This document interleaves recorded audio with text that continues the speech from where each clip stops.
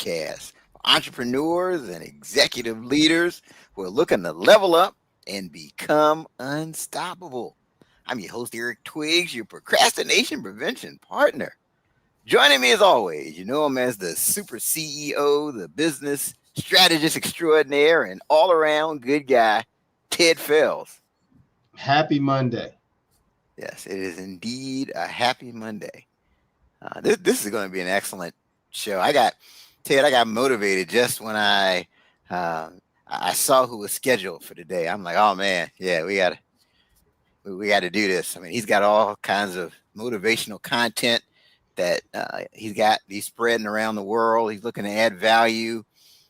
Today, we're going to talk about how to maximize the moments when your best is needed. Yeah, this is going to be something. So, Ted, we can't belabor the point. We just need to get right to it. Let's go ahead. Just get right into. No need to warm up. Just jump in the game. Right. We're just going to jump right in. We don't need to stretch and do all that stuff. And all that. Just get on in the game. Just jump. Who worried about pulling something? Get in the game. That's right. Stretching is overrated. Let's just get right to it. All right. So our guest, he is a driven leader who's managed a multitude of teams and projects in joint operations, cyber operations, specialty events, military honors, fitness ministry, and in the culinary industry. He's also a minister, founder, author, and CEO of Maximize the Moment. It's a nonprofit organization, and it's about maximizing what's inside you and expounding on all the moments every day in your life. So please join me and welcome into the show, Sydney Sullivan. No, thank you for that. Thank you for that introduction, Eric, and thank you to Ted and both Eric for inviting me on the show. I'm excited to be here. I'm excited for the energy that you guys bring, and it's humbling to be here and just to be invited and to spend time with some like-minded individuals. Yeah, certainly it's an honor to have you on.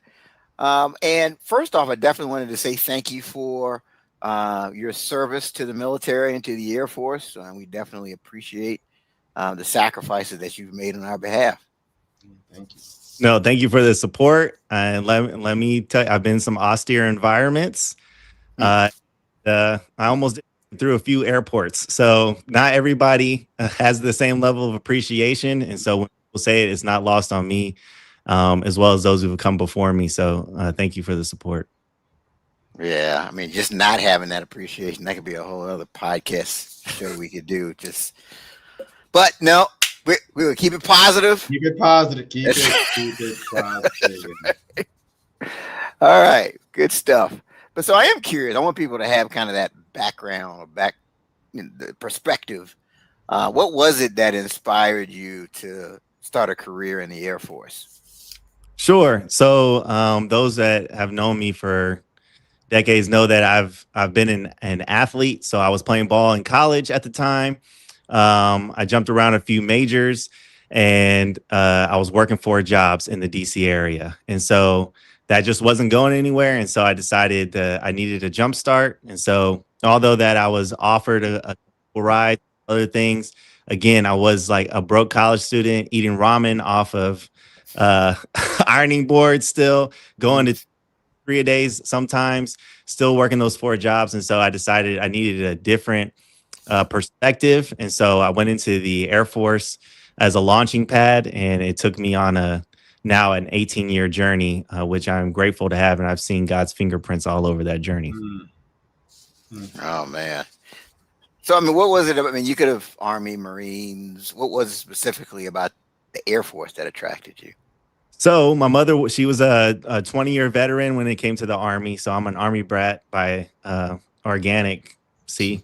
And so I've lived all over the place even before I came in the military, but I did not plan on joining the military. As I said before, my mind was on athletics. It was on playing basketball in school, on getting my name out there, doing all the things. And Air Force just had quality of life. Let's just be real. I've been with my blood brothers in the Marines. I've been with the Navy and been in the Chiefs mess. For those that knows what that is, it's very important in the Navy's culture and the Coast Guard. But we just got the quality of life, right? There's a focus on education. There's a focus on quality of life. There's a joke that they say that they build the golf courses first, then they build the tarmac for the planes. And so the Air Force is all about how people are living and the human capital and what we can get invest in that, and then what's the ROI behind that. So the Air Force was the way to go. I did start at the bottom of the Air Force, and I've had a multitude of jobs in the Air Force in my career, which has given me a breadth of experience, as well as meet some very genius and people that have been out there. So I'm grateful to be here. Great. So if you could time travel and go back to when you were first starting out in the Air Force and be a mentor to that version of yourself, knowing what you now know, what advice would you give to that version of yourself? Yeah, people don't know what they don't know. And I say that from a mentorship standpoint. So there's times that I've heard, or maybe I've even experienced, where I'm like, why am I not getting this information, right? Why won't they share this with me? Or I don't understand why I'm just not getting over the hump. And some of those things is maybe you just need to ask the question, because they don't know what you don't know, right? And so sometimes I'm big on outside fellowship or outside mentorship. And so you should go outside of your specialty, right? I want to be sensitive to the people that are on here, but we have what's called an Air Force specialty code, or AFSC, right? That's our specialty lane or whatever your job is. So going outside of your job jar, right? And getting some mentors that are outside of that and getting some other perspectives and asking those questions, take advantage of open door policies, right? And just like, what have you come to teach me, right? What do I'm missing, right? And I think those were when I made some of the biggest leaps in my career, was when I was just humble enough to say, hey, I don't know these things. What can you teach me today? And so when that happened, and then the second thing, coming from the DC area, graduating in 2006, and then being there for 2 years, living out in the city area, living through my parents and whatnot. It was a hostile environment at that time. I don't know if you guys remember that time frame in DC. It was like the murder capital of the United States at that point in time. We had a whole bunch of gang activity and some other things that were going on. You know how crazy the city can be, how crazy traffic is. It's very easy to get frustrated in that time period, in that environment. And so I came in with a very abrasive mindset.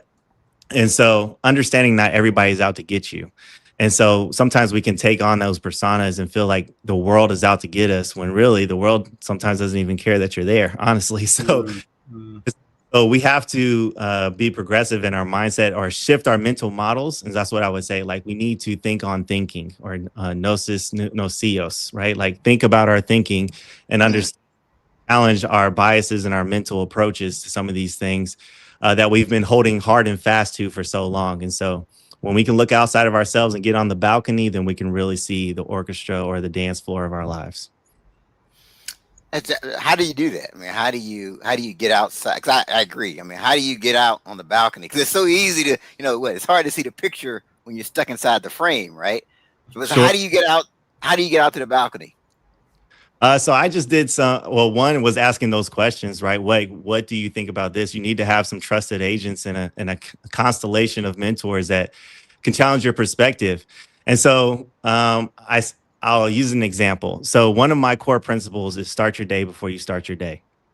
Why do I say that? Is because there was a time in my life where I was doing defensive cyber operations, and I was working 14 hours a day, and we were doing great things. We were doing Air Force first. We were leaning forward, doing all the great things. And then I was hitting the gym at 9 o'clock at night, and I wasn't coming home till 11, and I was missing quality time with my wife. And at that time, my oldest child, my daughter, and missing all the time. And they were living their lives, and I was just living in my silo of excellence. And so I kept waking up at 4 o'clock in the morning to get my workouts in so I could spend that quality time at night, even though I was working those long hours. So I would show up at Scott Air Force Base, 4 o'clock in the morning. And for 2 weeks, Eric and Ted, my eyes were blurry. When I was going around the gym, I'm trying to lift these heavy weights. I could barely see because I'm not used to waking up this early in the morning. And then after those 2 weeks get by, I'm starting to get in the rhythm. My body is getting used to it. The muscle memory is kicking in. And what I saw in that gym was I saw the 4-star general that was at Transcom. Then I started to see the wing commander. She was in there running 5 miles in the morning. Then I saw the command chief. He was in there running Matthias. And then who's now General Adams, who works at the OSD level or the Office of Secretary of Defense level. He was in there in the morning. So some of the people that were in the top 1%, right, they were starting their day before their day got to them. So right. And so getting around the people that were the top percenters and doing and emulate some of those habits, those healthy habits and seeing in their behavior patterns, right? Emulating yourself after them, but then also before the chaos of the world gets to you, right? Start your day with some of the fundamental things, right? And so now I'm in my Bible in the morning before anything. I'm in prayer in my Bible, and then I'm reading some other literature, whether that be some professional development, whether it be something else to challenge my perspectives. But I'm just opening my mind up and getting my mind ready before the world tells me what it needs from me. I think that helps to build confidence too, because you get in this habit that you're keeping these commitments that you're making with yourself. Competence builds confidence, right? And so you get to know in the right direction. The more you build those healthy habits, the more confident you are to knock down the doors that are in front of you. Excellent. Good. So what were some of the life experiences that resulted in you starting this nonprofit, Maximize the Moment? Sure.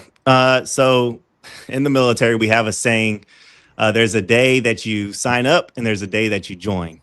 There's a day that you sign up and there's a day that you join, right? And so I raised my hand back in 2008 and I signed up. But then I probably didn't join until 6 or 7, 8 years later when I really got the why of what I was doing. When I had some life experiences, when I had walked through the things, when I had deployed, when I had when I counted the costs, which I know you guys are familiar with that, counting the costs, when I understood what it meant to sacrifice in uniform. So I got the why, and that was probably when I joined. So getting back to your question is, I feel like I've been a lukewarm Christian for the majority of my life, right? But then it came to the 25, 26 when I went all in, right? And so then I had mentors, I had people that were intentionally discipling me. I was invested. I was doing my own research. I was in the Word every single day. And so the guy that was discipling me, which is actually the co-founder, shout out to Kevin Hill, who runs Purpose Academy. He's a preacher that's out in the heart of Mississippi, out in Jackson, and still doing a multitude of things. But he intentionally discipled me, took me aside, allowed me to ask the hard questions, brought me into the fold with other men that were doing positive things and leaning in.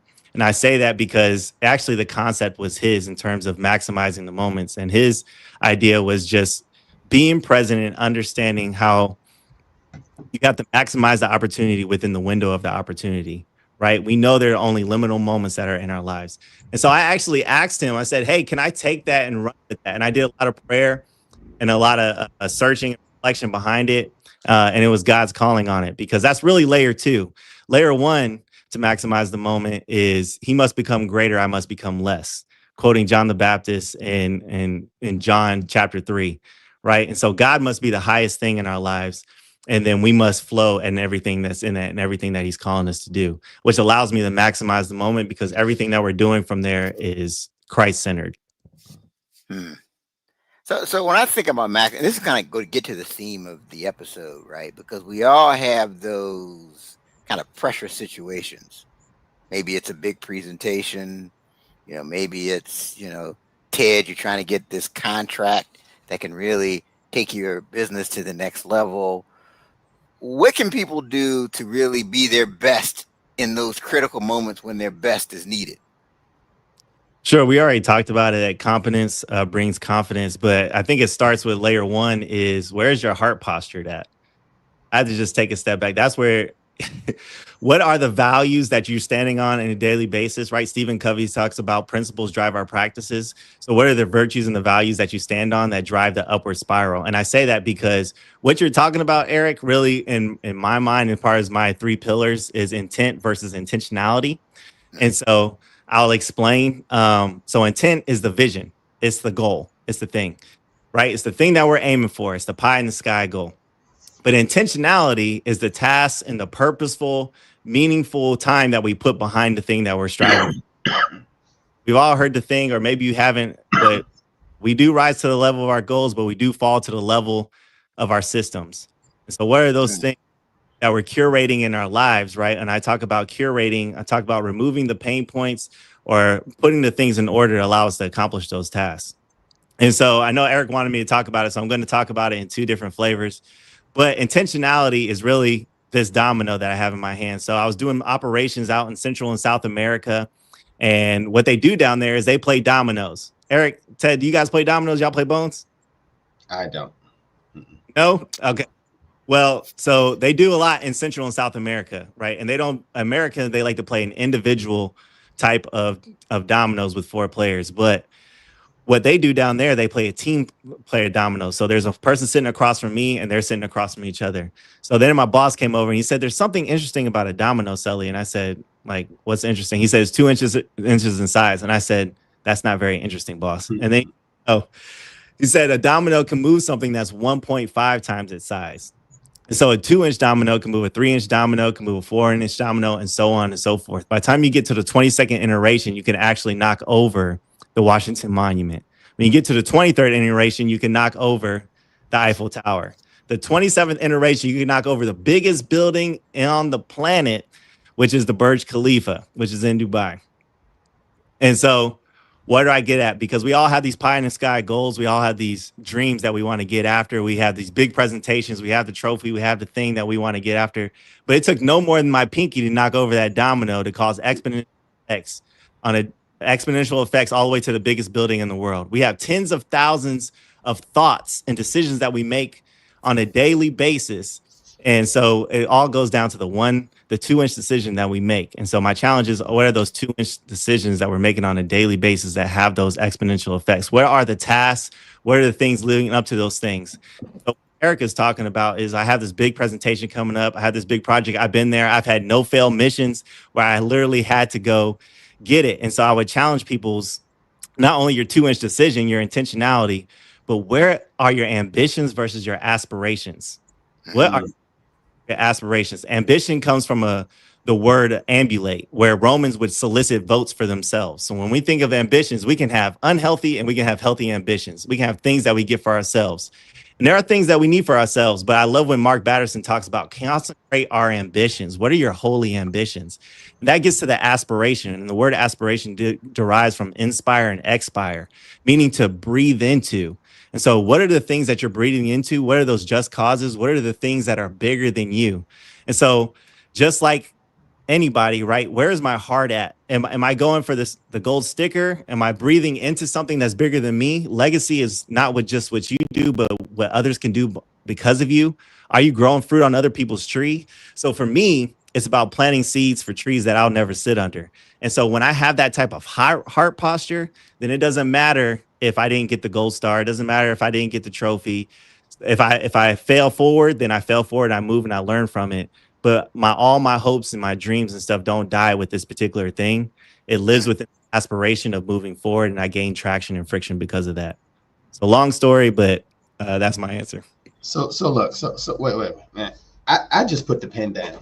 Like, I was trying to capture all of this, man. You just dropping nugget and boulder. I mean, mountains. I mean, this is some deep stuff that you're saying, man. I mean, growing fruit on other people's trees. That's right. I mean, that's profound right there. When you really think about that, right? It's like not so much about what you're going to get out of this, but what some others will benefit from the work that you do.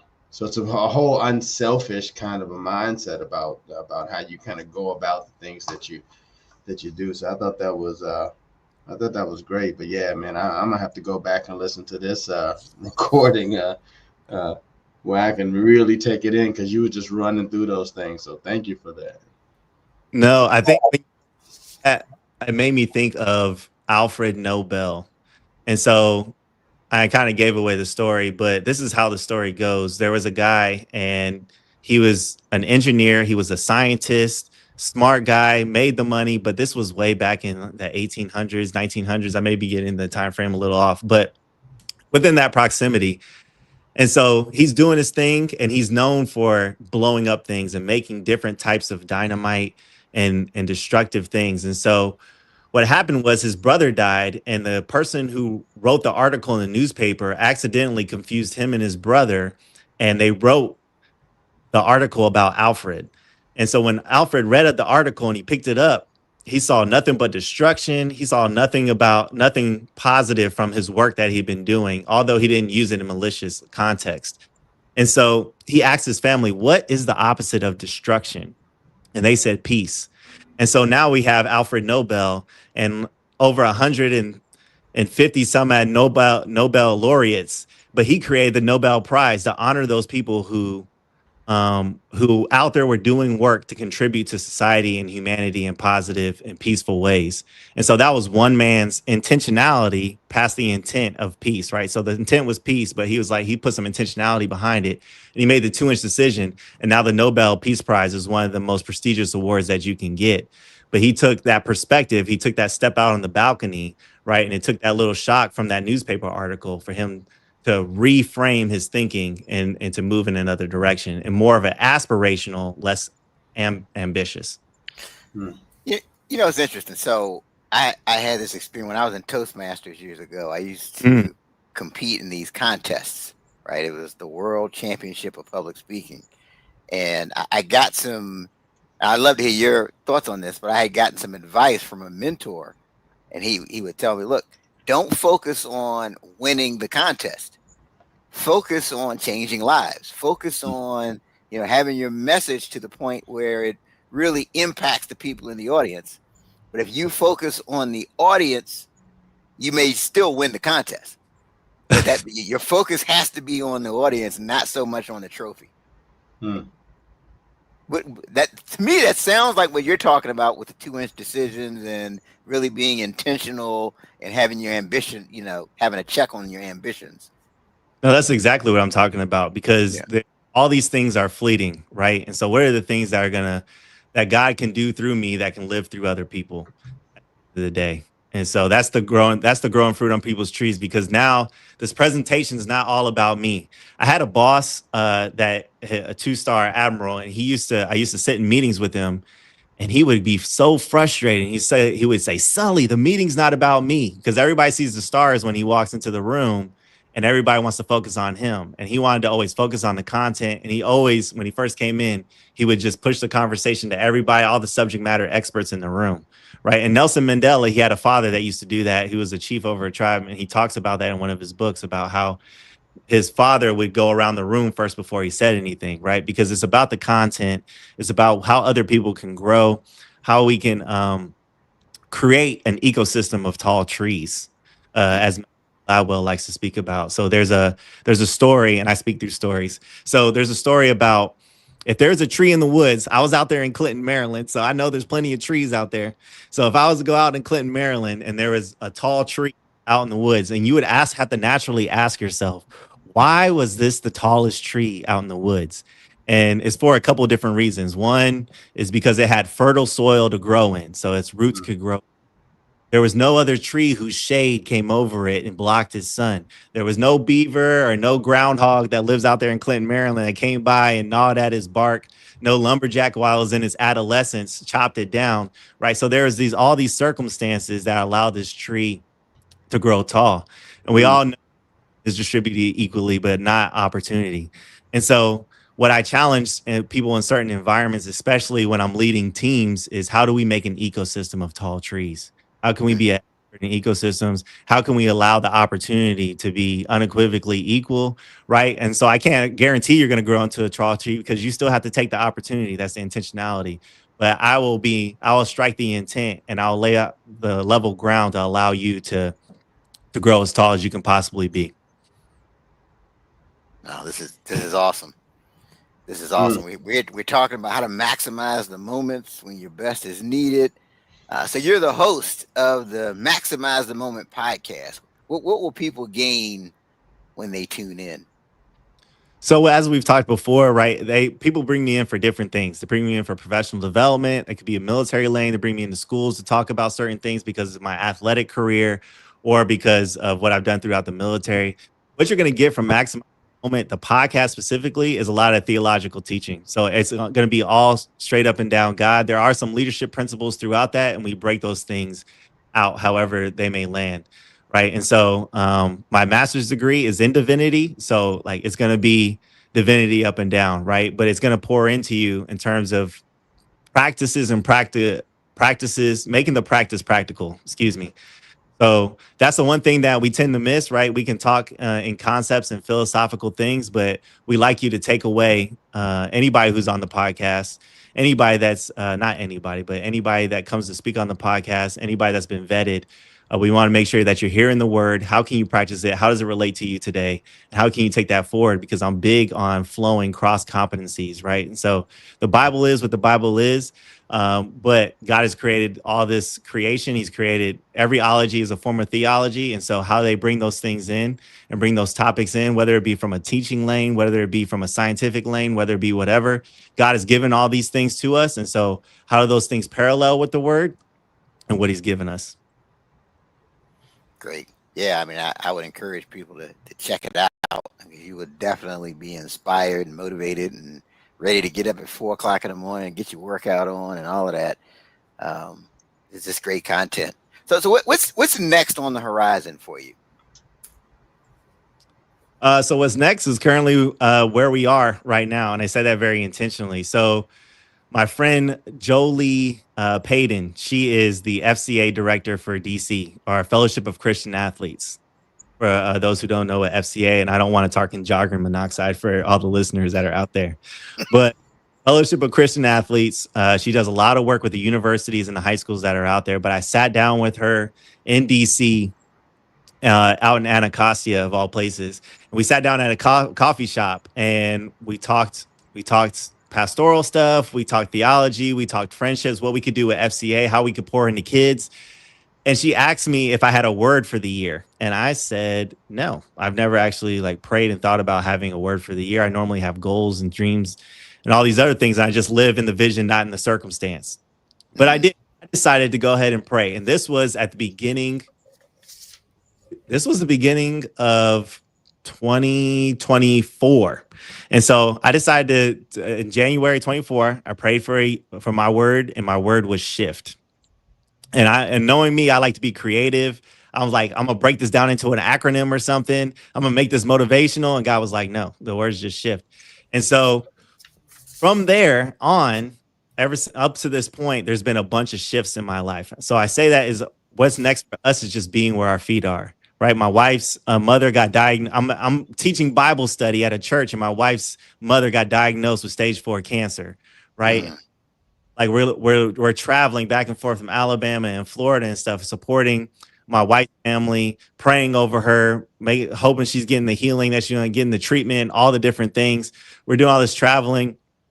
And then there's other shifts with my job. I'm getting hired in positions. I'm getting promoted. So there's the highs and the lows that are happening. I like to say we live in the heart of tensions, and we could talk about that another day. But like I'm being where my feet are, right? So wherever God would have me in this place and time, right? I'm currently a flight chief over about 80 people. That may explode to about 230 people here in the near future, depending on what happens within the organization. But I'm just being where my feet are. What is important, why it's important, when it's important. And so we tackle those things. And how can I pour into the gifts of my children and where they're exploring, where their insatiable curiosity is. And so I can tell you what my goals are, right? Where like we have projects in the works. We're still working with Team Jamaica, the rugby team. I think this right behind me. Yep, I got the jersey right behind me, sporting rugby Team Jamaica. So shouts out to them and praying over them. And they've exploded. So shout out to Romeo, who's the athletic director that's over them. So our hands are always in the mix, and we're always going to be serving. Right. But it's like, be where our feet are. What does God have for us right now? What's important? Why it's important? When it's important? Because we can get caught up in that ecology of disruption. Right. And sometimes the devil uses the busyness to take away our ear for God and listening.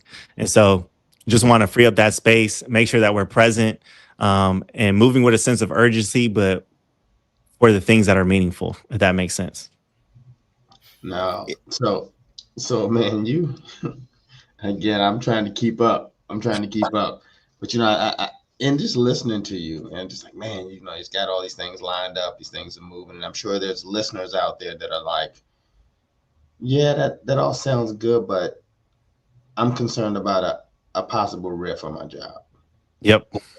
Right. I'm dealing with a thing, whatever that thing may be. And thank you, for sharing, about your, I think you said your wife's mother and prayers with her and her healing and all that, because people are dealing with stuff, right? And so when they hear you, it's kind of like, oh well, yeah, but I'm dealing with this situation. It's kind of hard for me to look at it this way. And then again, your faith, right? I mean, that's a big deal, right? That, like, and because I always think, if you don't have faith, I mean, like, how do you even have hope, right? With all the things that are going on right now, you're thinking, man, how do I deal with, all this uncertainty? You got faith. It's like, okay, God is gonna, see you through it. But I mean, just, what can you share with that listener out there, that viewer that's, just dealing in a tough situation right now?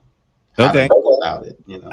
Great. I think that's a fair question. I just was talking to Eric about how I have to look civilians in the eyes that work for me, that there may be on furlough come 1 October, which is Wednesday, right? Mm-hmm. And or people that we've had to make, but we have to make civilian cuts in terms of the billets that we have within our organization. And so trying to look at requirements, trying to look at what we need, but that's really hard, right? I'm not going to sugarcoat that. So people are dealing with all kinds of situations. But again, where's your heart posture at? And I'll say that very directly, and I'll take any spears. But all things are level at the foot of the cross, right? And so, why do I say that? We're all on our own Via Dolorosa. That's the route that Christ took going to the cross. It's a windy street that's going to. It's not straight up and down. And so I think it's a reframing exercise, right? And so if we're all carrying our cross, those things look different in different seasons. We're all tempted in different ways. That Via Dolorosa has alleys that Christ could have took. I'm sure he had all kinds of people talking bad about him when he was going up to his cross. He even needed help on his way to the cross. So who are our Simons that are there to help us carry our cross, right? And so you can't be in this alone. Man was not designed to be alone or in isolation. And so who, again, are those trusted agents? But the reframing exercise, and I think I talked about this on one of the podcasts, was suffering is inevitable. We can go to the book of Job, and all through that first chapter of the book of Job, where the camera cuts to this heavenly conversation between God and the devil, and God and Job is seen as a righteous man. And when all these things happen to Job, when he loses his family, when he loses his health, when he loses all his wealth because he was balling out of control, Job was set and everything. He didn't deserve any of this thing. God called him righteous.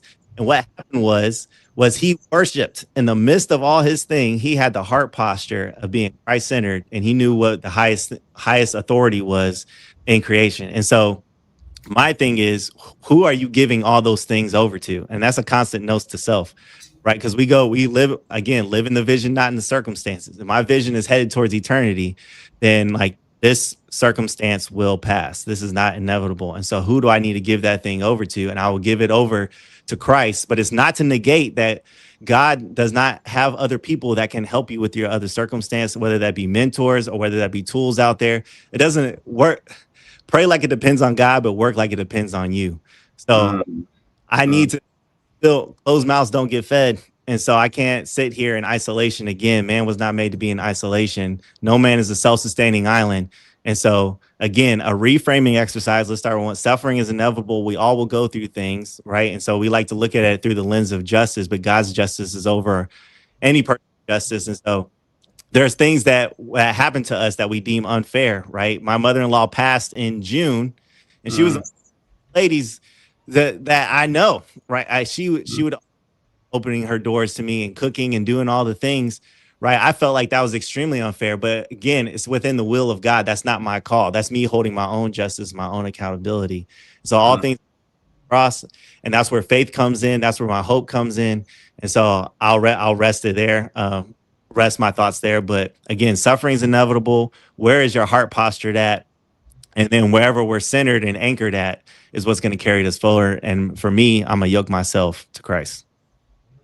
No, thank you for that. Yeah, thank you for that. And something that can help too, that I find helpful, is sometimes it helps to look back at other times in your life when it looked hopeless, when you didn't know how you were going to make it. It looked dark, but somehow you got through on the other side, and it worked out for your good. And why? And you have to ask yourself, why would it be different now? You know, God is still watching out for you, and everything is happening for a reason. And the things are happening for you, and not to you. That's right. But it's one of those things. Go ahead. I'm sorry. Go ahead. No, I think to Ted, I don't know if it's necessarily his point, but he talked about faith, and sometimes we like to treat faith like it's some esoteric principle. When we have faith that we get up in the morning, we have faith that our vehicle is going to work. We have faith that we're going to do these things when we show up to work. We have faith that we're going to get home, survive the DC traffic and get home, right? We're not going to get into an accident. The way we move through our faith is by having to Eric's point, is we look back by the way God was faithful, right? It's the Exodus 34. It's part of his attributes, knowing who God is in the first place, but then how he's shown himself throughout our lives, and that he'll continue to do that yesterday, today, and tomorrow, right? And so we live out these principles. Faith is not a new principle to my question is, what are the things that you have faith in? And then how long do those things last? Again, are those things moving more towards aspirational things? And are those things fueling you? Are they good for your behaviors? Are they pushing you forward or pulling you towards eternity? As it says in Ecclesiastes, the man's heart is pulled towards eternity. But then which eternity are you going to? Are you on the narrow road, or are you on the wide road? And so we're all headed towards the same direction. But again, I like Eric's point, right? Sometimes we can move forward by connecting the dots, looking back. Absolutely. Some people are in businesses right now because their job situation didn't work out before. And had it worked out like they thought, they wouldn't be where they are today. So. Yeah. Divine benchmarks, right? And so you guys see the stuff on my back wall here, but this isn't like a toast to Sully. These are spiritual trophies that God has like delivered me through. These are the things that I reminded when I walk into my office. It's not I look and like, oh, I'm so great. There are actually degrees over here. My wife was like, why are you taking the degrees off the wall? It's because I'm not trying to lift up myself, right? I'm trying to have a what are the things that God has delivered in my life that just help me move the ball forward? That's more of a preparation. Like I have whiteboards and I'll have all kinds of stuff, but Team Jamaica, this was a God thing, right? This was a God team over here that blessed me with these things. This operation up here that's hanging up on the wall, like God saved me from some dangerous situations while I'm out there on the behalf of national security. This is God's me abiding in God and him shepherding me through the valley, right? All right. Yeah, this is, to Ted's earlier point, this is one of those episodes I have to go back when I'm in the gym and just listen again when I'm not hosting. Where I can really get these nuggets. At 4 a.m. Eric. You thought that's right. You thought you were doing something getting up at 5. No. See, but I knew from the beginning. It's like some people that just gonna make you always feel like you're just not doing it. I could just tell when you first started and you started running stuff. I said, man, this dude doing a whole lot of stuff. Now I'm like, I got to get up at 3 o'clock and get to the gym, and he'll just say he's done more before 6 a.m. than some people have done all day. It's like one of those guys, And I just had a boss he said, I can tell what you care about when I look at your calendar and your checkbook. You spend your time and where you spend your money, I can really tell what you care about. Wow. Very true. So, Sydney, we're coming down to Ted's favorite part of the show. It's called Write This Down. And Sydney, he's really going to like it today. I'm totally. This is his favorite part of the show. So this is where we each go around and we talk about at least one aspect or one takeaway from today's episode that we feel the people need to write down so they can level up. So, Sydney, you're the guest of honor. What do you think people need to write down from today's episode? Just because I'm in this space is going to be intent versus intentionality, and I'm a breakaway not from the domino, but I'll talk about our country for a second. So, I'm in the Air Force, but back in 1776, there was a notable thing that happened, which we see on the back of the $2 bill that I like to carry around, which is the Declaration of Independence was signed. Right? It was signed by like 75 or 83 some odd people that represented 13 colonies. Why do I say that? Because they had an intent. They had a vision of what they wanted the country to be. They wanted to be free from the English. They wanted to be free from the UK, right? They wanted to be their own separate nation that stood on. That's the goal, right? But then we actually weren't independent till 1783. So not until 7 years later. And so it took farmers, lawyers, teachers, all these people that participated in the to take intention becoming a free nation. And so we can't live in potential. We have to live in the possibility. So when we rest in potential, we can't live in the possibility. And so potential, why do I say that? Potential is energy at rest. And so it's not until we take intentionality, actual deliberate, purposeful acts behind the task, that we can live within the possibility or what's in the realm of possible or the adjacent possible of what God has for us. Write that down. Write that down, Ted. Man, I don't even know how to even follow some stuff like this. I mean, it was so many things in here that just stood out, but I think the whole statement around growing fruit on other people's tree, that really, really kind of stuck with me, because it just makes you look at things a lot differently. It's not just about you. It's about, being able to, impact others. Right. So when you talked about, doing a presentation, and it's, and you're gonna, if you impact others, you are successful. Right. Like, it's not just about, the financial side of it, or any, any fame that you get from it personally, but if you're able to, impact some others, and, and like you said, and give God all the glory for what you've won. So yeah, I mean, that's kind of what, impacted, one of a million things that you said, but that's one of the things that I think should be, we definitely should write down. Absolutely. Write that down. All right. So my contribution to this is, it's really in line with this idea of maximizing the moment and and you said it, Sydney, being where your feet are.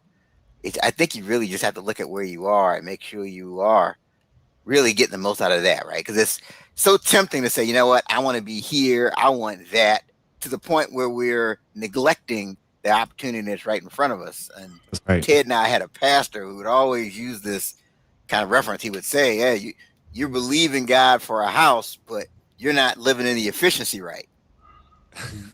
Right? He would always say that, right? And I think that goes back to the whole point. You got to maximize the moment. You have to look at where you are now, and are you making the most of that opportunity?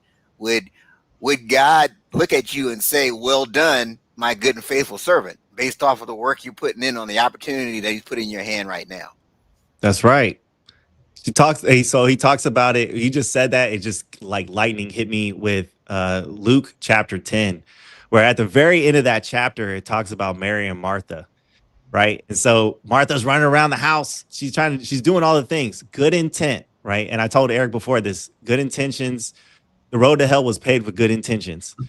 And I'm not trying to chastise Martha, right? She's doing culturally what is deemed as right, right? And Martha, she turns over to Jesus, and she's like, "Are you going to tell her something?" And she's like, she picked what's most important. She chose right. She chose right, and so she was where her feet were. He was the most important thing in the moment. He was not going to be there forever.